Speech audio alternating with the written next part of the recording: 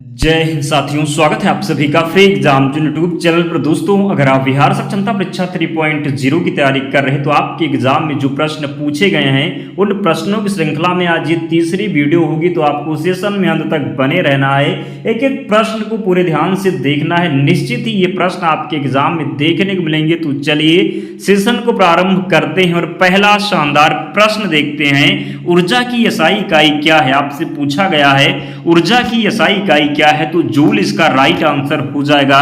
विद्युत मात्रा की इकाई है तो एम्पियर है विद्युत मात्रा की इकाई। ध्वनि की तीव्रता मापने की इकाई है तो डेसिबल है ध्वनि की तीव्रता मापने की इकाई। विश्व की सबसे चौड़ी नदी कौन सी है, तो अमेजन नदी विश्व की सबसे चौड़ी नदी है। और पूछा जाए कि विश्व की सबसे लंबी नदी कौन सी है, तो नील नदी है विश्व की सबसे लंबी नदी। अगर पूछा जाए आपसे कि भारत की सबसे लंबी नदी कौन सी है, तो भारत की सबसे लंबी नदी गंगा नदी हो जाएगी, ध्यान रखना है। कौन सी नदी अधिकतम देशों से होकर गुजरती है, तो डेनूब इसका राइट आंसर हो जाएगा। डेनूब नदी जो है ये अधिकतम देशों से होकर गुजरती है। अगला प्रश्न है, न्यायालय का न्यायाधीश बनने के लिए कम से कम कितने वर्ष के उच्च न्यायालय के अधिवक्ता के रूप में वकालत का अनुभव होना चाहिए, तो 10 वर्ष। कितना होना चाहिए, तो न्यायालय का न्यायाधीश बनने के लिए कम से कम कितने वर्ष के उच्च न्यायालय के अधिवक्ता के रूप में वकालत का अनुभव हो, तो 10 वर्ष का होना चाहिए। शिवाजी का जन्म कहाँ हुआ था, तो शिवनेर के दुर्ग में शिवाजी का जन्म हुआ था। और जिन प्यारे दोस्तों ने अब तक वीडियो को लाइक नहीं किया, आपसे विनम्र निवेदन है वीडियो को जरूर लाइक कर दें, चैनल को सब्सक्राइब कर लें, क्योंकि बहुत मेहनत लगती है एक एक प्रश्न कलेक्ट करने में, फिर आपके लिए वीडियो बनाने में। तो प्लीज़ आप लोग जरूर सपोर्ट करें, वीडियो को लाइक कर दें और चैनल को जरूर सब्सक्राइब करके हमारे साथ जुड़ जाएं। शिवाजी औरंगजेब के आगरा दरबार में कब उपस्थित हुए, तो 1666 ईस्वी में। कब, तो शिवाजी औरंगजेब के आगरा दरबार में कब उपस्थित हुए, 1666 ईस्वी में। शिवाजी का जन्म कहाँ हुआ, तो शिवनेर के दुर्ग में, ध्यान रखना है। नेक्स्ट है, शिवाजी को राजा की उपाधि किसने प्रदान की, तो औरंगजेब ने शिवाजी को राजा की उपाधि प्रदान की। राज्य की कार्यपालिका शक्ति किसमें निहित होती है, राज्य की कार्यपालिका शक्ति किसमें निहित होती है, तो राज्यपाल में निहित होती है। राज्यपाल जो है राज्य की कार्यपालिका शक्ति। अगला प्रश्न है, भारत के उच्च न्यायालय के मुख्य न्यायाधीश बनने वाली पहली महिला कौन है, तो लीला सेठ राइट आंसर हो जाएगा। भारत की उच्च न्यायालय के मुख्य न्यायाधीश बनने वाली पहली महिला कौन है, तो लीला सेठ सही उत्तर है। दिल्ली उच्च न्यायालय की पहली महिला न्यायाधीश कौन थी, लीला सेठ इसका राइट आंसर हो जाएगा। आंध्र प्रदेश उच्च न्यायालय कहाँ स्थित है, तो अमरावती में स्थित है आंध्र प्रदेश का उच्च न्यायालय। सांडों को वश में करने का खेल जल्लीकट्टू किस राज्य में प्रसिद्ध है, तो तमिलनाडु में प्रसिद्ध है सांडों को वश में करने का खेल जल्लीकट्टू। सर्वाधिक नगरीकृत महाद्वीप है, तो यूरोप महाद्वीप हो जाएगा सर्वाधिक नगरीकृत महाद्वीप। सर्वाधिक प्रवासी जनसंख्या पाई जाती है, तो संयुक्त राज्य अमेरिका तथा कनाडा में। कहाँ पर, तो सर्वाधिक प्रवासी जनसंख्या पाई जाती है संयुक्त राज्य अमेरिका तथा कनाडा में। जैन परंपरा के अनुसार महावीर कौन से तीर्थंकर थे, 24वें तीर्थंकर थे महावीर। कौन से थे, तो 24वें जो है तीर्थंकर थे महावीर। जैन धर्म का आधारभूत बिंदु है, तो अहिंसा हो जाएगा। क्या हो जाएगा, तो जैन धर्म का आधारभूत बिंदु अहिंसा है। बुद्ध के गृह त्याग का प्रतीक है, तो घोड़ा हो जाएगा बुद्ध के गृह त्याग का प्रतीक। महावीर का मूल नाम क्या था, तो वर्धमान था। महावीर का मूल नाम क्या था, तो वर्धमान था, ध्यान रखेंगे। भारतीय संविधान में शामिल नीति निर्देशक सिद्धांत किसके संविधान से प्रेरित हैं, तो आयरलैंड के संविधान से। किसके, तो भारतीय संविधान में शामिल नीति निर्देशक सिद्धांत किसके संविधान से प्रेरित हैं, तो आयरलैंड से। पूछा जाए किस अनुच्छेद में है, तो 36 से 51 में। किसमें, तो 36 से 51 में, ध्यान रखिएगा।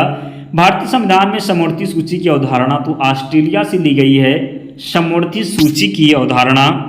किस ग्रह को नीला ग्रह भी कहते हैं, तो शनि को कहते हैं। और किस ग्रह को कहते हैं, तो पृथ्वी को भी नीला ग्रह कहते हैं। लाल ग्रह किसे कहते हैं, तो मंगल को लाल कहते हैं। चमकीला किसे कहते हैं, तो शुक्र को कहते हैं, ध्यान रखना है।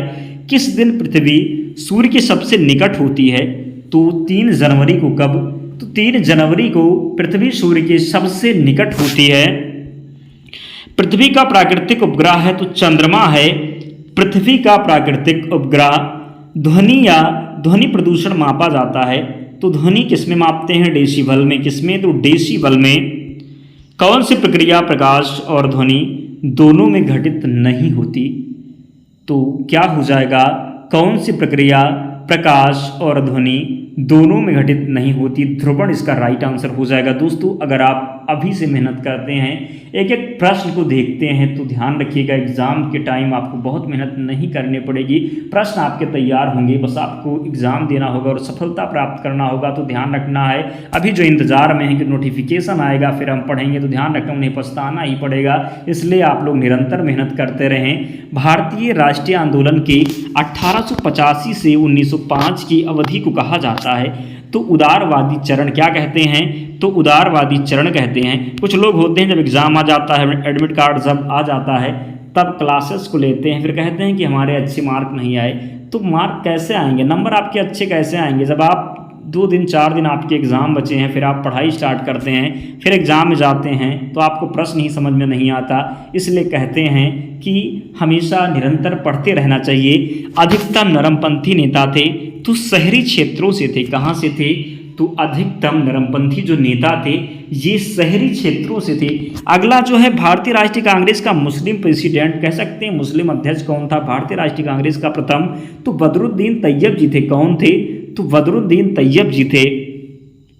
किस राज्य विधानसभा में सदस्यों की अधिकतम संख्या है? तो पश्चिम बंगाल राइट आंसर हो जाएगा। राष्ट्रीय महिला आयोग का गठन किस वर्ष किया गया? तो 1992 में। कब? तो राष्ट्रीय महिला आयोग का गठन किया गया 1992 में किया गया, ध्यान रखना है। अगला प्रश्न देखते हैं, स्वतंत्र भारत के प्रथम विधि आयोग की स्थापना किस वर्ष हुई थी? 1955 में हुई थी। कब हुई थी? तो 1955 में। ध्यान रखना है, अगर आप कहीं और जाते हैं इन प्रश्नों को देखते हैं तो यही 100 प्रश्न आपके करवाने में 1 से 2 घंटे लगवाते हैं। तो YouTube पर सबसे कम समय में उन प्रश्नों का रिवीजन हम करवाते हैं जो आपके लिए अति महत्वपूर्ण है। निश्चित ही ये प्रश्न बनेंगे तो आपका भी कर्तव्य बनता है आप लोग भी हमारा सपोर्ट जरूर करें ताकि हमें भी मोटिवेशन मिल सके।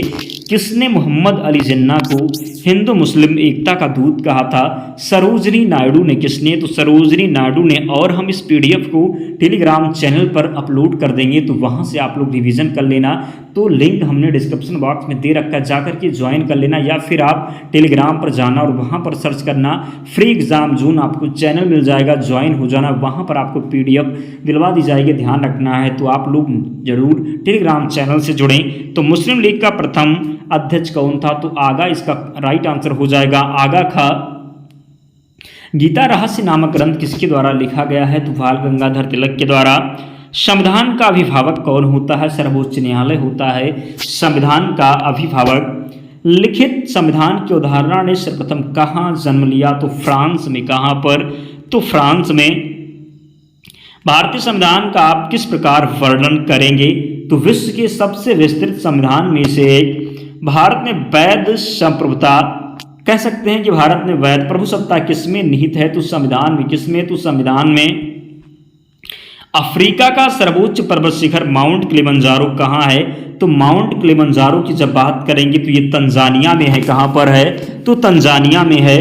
माउंट एवरेस्ट किस देश में स्थित है? नेपाल में स्थित है माउंट एवरेस्ट। प्रश्न पूछा जाता है कि माउंट एवरेस्ट को नेपाल में किस नाम से जानते हैं? तो किस नाम से जानते हैं? तो ध्यान रखिएगा, सागर माथा के नाम से। किस नाम से? तो नेपाल में माउंट एवरेस्ट को सागर माथा के नाम से जानते हैं। संगीत यंत्र सितार मिश्रण है तो वीणा और तंबूरे का किसका? तो संगीत यंत्र सितार मिश्रण है तो वीणा एवं तंबूरे का। घुमूट किस राज्य का स्वदेशी पारंपरिक तालवाद है यंत्र है? तो गोवा इसका राइट आंसर हो जाएगा। घुमूट किस राज्य का स्वदेशी पारंपरिक तालवाद यंत्र है? गोवा राइट आंसर है। भीमबेटका किसके लिए प्रसिद्ध है? तो गुफाओं के शैलचित्र के लिए भीमबेटका प्रसिद्ध है। किसके शासनकाल में अजंता की गुफाएं निर्मित की गई? गुप्त के शासनकाल में अजंता की गुफाएं निर्मित की गई। कंप्यूटर का सबसे महत्वपूर्ण भाग CPU है। क्या है? तो कंप्यूटर का सबसे महत्वपूर्ण भाग है CPU। वह हार्डवेयर डिवाइस कौन सी है जिसे आमतौर पर कंप्यूटर का ब्रेन कहते हैं? तो CPU। किसे? तो कंप्यूटर का मस्तिष्क कहते हैं CPU को, सेंट्रल प्रोसेसिंग यूनिट। ध्यान रखना है। कंप्यूटर का नियंत्रक भाग कहलाता है CPU कहलाता है। कंप्यूटर की बौद्धिक बनावट कहलाती है हार्डवेयर। किसने पहला यांत्रिक कंप्यूटर बनाया जो भविष्य के कंप्यूटर के प्रतिकृत सिद्ध हुआ? तो चार्ल्स बेबेज इसका राइट आंसर हो जाएगा। कंप्यूटर का पितामह किसे कहा जाता है? चार्ल्स बेबेज को। डिजिटल कंप्यूटर किस सिद्धांत पर कार्य करता है? गणना के सिद्धांत पर कार्य करता है डिजिटल कंप्यूटर। सर्वाधिक शक्तिशाली कंप्यूटर है सुपर कंप्यूटर की बात करेंगे तो सर्वाधिक शक्तिशाली कंप्यूटर सुपर कंप्यूटर है। रेडियोधर्मिता की यूनिट क्या है? क्यूरी है रेडियोधर्मिता की यूनिट। रेडियोधर्मी तत्व किसका उत्सर्जन करते हैं? तो अल्फा बीटा गामा किरण का उत्सर्जन करते हैं रेडियोधर्मी तत्व। अल्फा और बीटा किरणों की खोज किसने की? रदरफोर्ड ने की। किस वैज्ञानिक ने गामा किरणों की खोज की थी? रदरफोर्ड ने की थी गामा किरणों की खोज।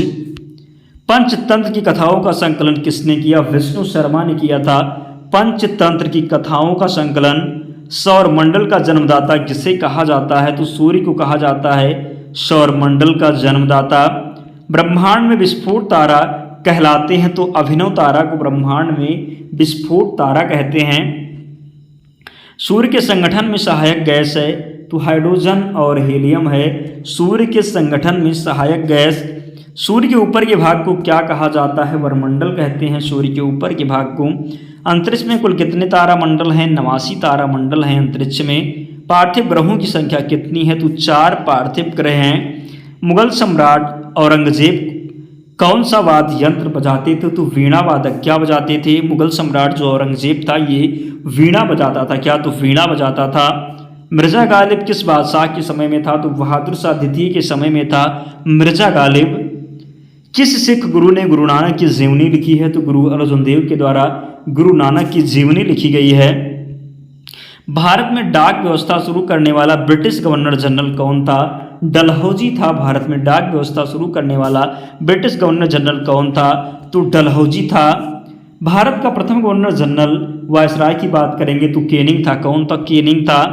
कानून के समान संरक्षण वाक्य कहाँ से लिया गया है? अमेरिका से लिया गया है कानून के समान संरक्षण वाक्य। भारतीय संविधान कैसा है? तो अंशतः कठोर और अंशतः लचीला है। भारतीय संविधान कैसा है? तो अंशतः कठोर और अंशतः लचीला। भारत का संविधान किस प्रकार का है? तो नम्य व अनम्य है। कैसा है? तो भारत का संविधान नम्य व अनम्य है। भारतीय संविधान के संदर्भ में क्या कहा जाता है कि यह वकीलों का स्वर्ग है? क्या है? तो भारतीय संविधान के संदर्भ में क्या कहा जाता है? वकीलों का स्वर्ग है। भारतीय संविधान पर सबसे अधिक प्रभाव किसका पड़ा? तो भारत सरकार अधिनियम 1935 का। किसका पड़ा? तो भारतीय संविधान पर सबसे अधिक प्रभाव पड़ा भारत सरकार अधिनियम 1935 का। टाइटन किस ग्रह का उपग्रह है? तो नेपच्यून का उपग्रह हो जाएगा टाइटन। फ्यूजियामा किस देश का ज्वालामुखी पर्वत है? तो जापान का है। फ्यूजियामा किस देश का ज्वालामुखी पर्वत है? जापान का है। कौन सा शहर किसी देश की राजधानी नहीं है? तो सिडनी राइट आंसर है।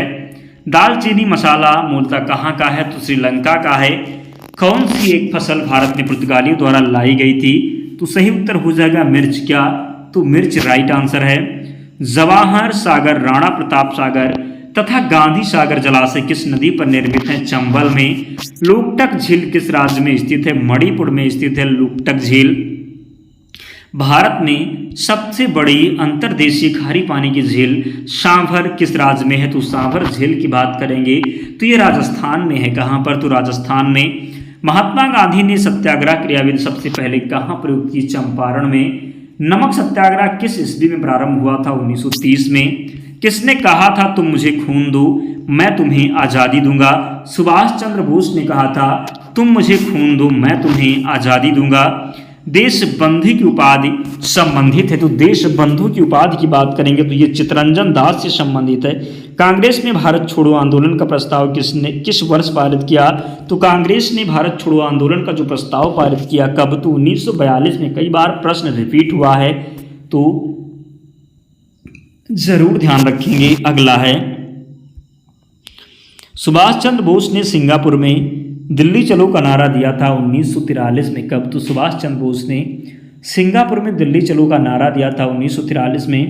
भारतीय संविधान के किस भाग में पंचायती राज से संबंधित प्रावधान है? भाग 9 में है। 73वां संवैधानिक संशोधन का संबंध किससे है? तो 73वां संवैधानिक संशोधन का संबंध है पंचायती राज से। किससे? तो पंचायती राज से। भारत के संविधान की 11वीं अनुसूची में कितने विषय हैं? 29 विषय हैं 11वीं अनुसूची में।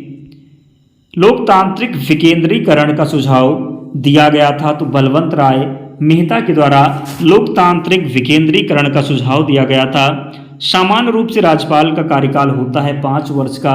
राज्यपाल अपना त्यागपत्र किसे देता है? तो राष्ट्रपति को देता है राज्यपाल अपना त्यागपत्र।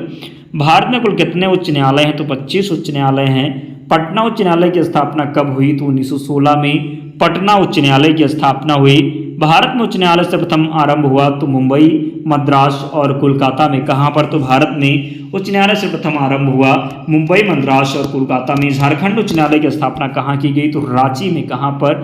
तो रांची में झारखंड उच्च न्यायालय की स्थापना की गई। दोस्तों इतने प्रश्न थे जो आपके एग्जाम में बार बार पूछे गए हैं, तो इन प्रश्नों को जरूर देख लेना। अब तक हम 250 प्रश्न करा चुके हैं। पहली वीडियो में हमने 50 करवा दिया था, दूसरी में 100 करवाया है, और आज जो हमने करवाया, आज भी 100 प्रश्न हमने करवाया, तो कुल मिलाकर के 250 प्रश्न हो चुके हैं। तो इन प्रश्नों को देखना आपका कर्तव्य है, तभी आप अपने एग्जाम में सफलता प्राप्त करेंगे। तो इन प्रश्नों को जरूर देख लेना, और पीडीएफ के लिए टेलीग्राम चैनल से जुड़ जाना। लिंक डिस्क्रिप्शन बॉक्स में है, या फिर आप टेलीग्राम पर जाएंगे और वहां पर सर्च कर लेंगे फ्री एग्जाम जोन, आपको चैनल मिल जाएगा, ज्वाइन हो जाना, पीडीएफ मिल जाएगी। तो आप लोग वीडियो को लाइक करके ही जाना, चैनल को जरूर सब्सक्राइब कर लेना। तो मिलते हैं नेक्स्ट वीडियो में, तब तक पढ़ते रहिए, ध्यान रखिए अपना, स्वस्थ और सुरक्षित रहिए। जय